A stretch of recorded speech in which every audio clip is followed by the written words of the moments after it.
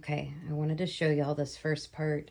I've used the paper arm registration method to put my print that already has a layer back under the screen so that the edges of the rectangle line up.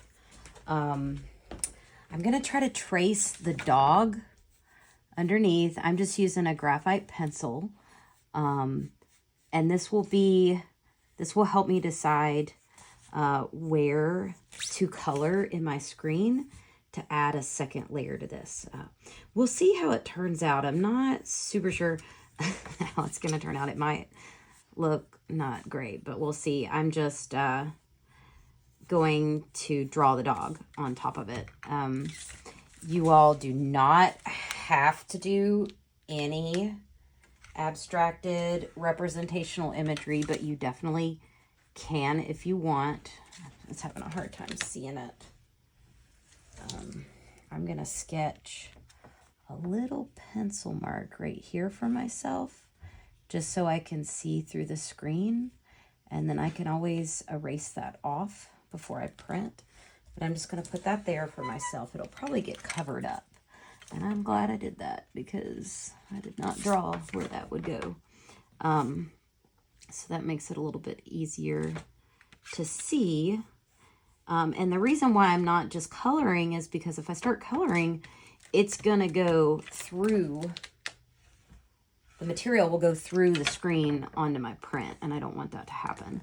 So I'm gonna trace this out, and then I'm gonna draw it, and then I'll be back to continue the recording. Okay, so I just spent maybe about the past 10 minutes working on this.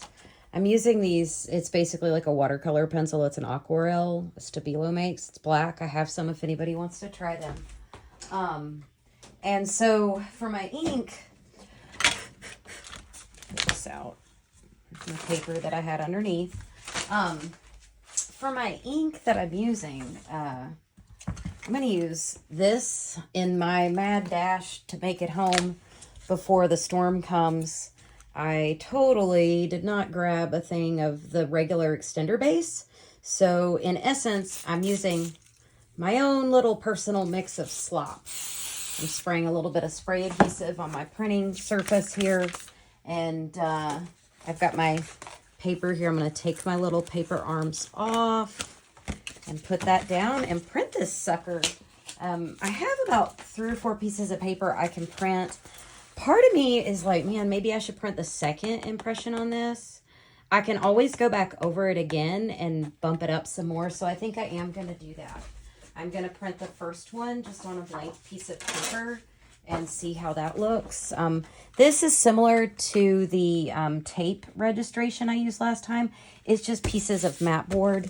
Sometimes the mat board can be annoying because it'll get in the way.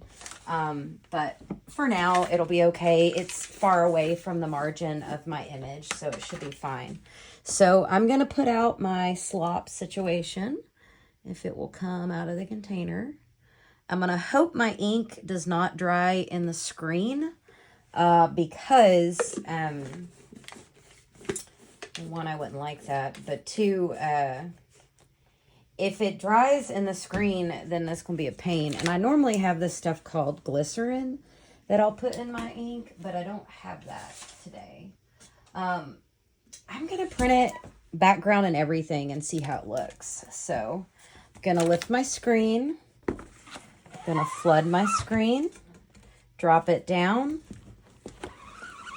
print, take a look at it. It's a little garish. Totally okay though. It's better than I thought it would be. And I'm definitely glad that I, oh crapper. Let's hope that lines up okay. I'm glad that I did not print that one on, where'd my print go? I'm glad I didn't print that on this.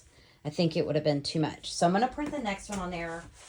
And I'm just going to let the background color cover it. Part of me wants to, I'm going to actually see, can't decide what I want to do. If I want to try to block the background using, if you remember, I have this paper stencil from last time. Maybe we'll try that and see how that does. You know what? No, we're just doing it. Why not? We already used paper stencils. One of the things that I love about printmaking is the ability to make multiples. But to complement that, it's always great to be able to be creative at the press, like creative in the process, like make decisions like that, working with like varied editions and things.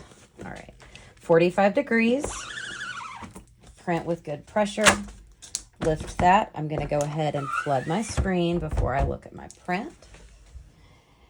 And that's not horrible. We'll take a look at it. There it is. It's kind of cool. And you know what I might do, what I could do still is use this paper stencil on another layer, block that, and just bump the back a little bit darker. So, yeah. So I'm going to print as one more maybe, and then I'll stop the video. I don't know if I want to line it up.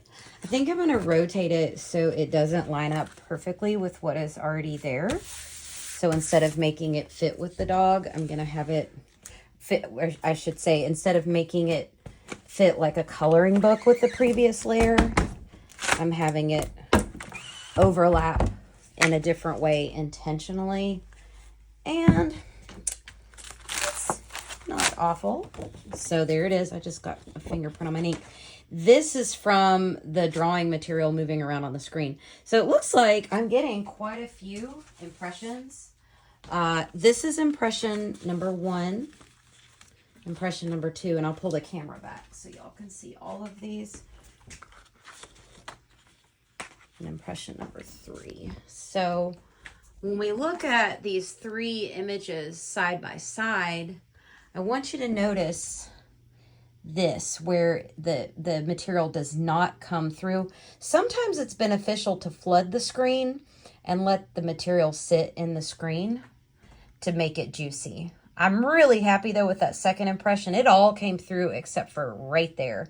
And these areas where it didn't come through are where I had really heavy application of the material. But this is like a really quick gesture drawing that I did. You can definitely do more soft tonal transitions with this material as well as the watercolor. So we'll do some more of this next class. We'll get started. So I hope this helps though for you all to see, you know, some ways to consider how we might work with layering images. Okay, bye.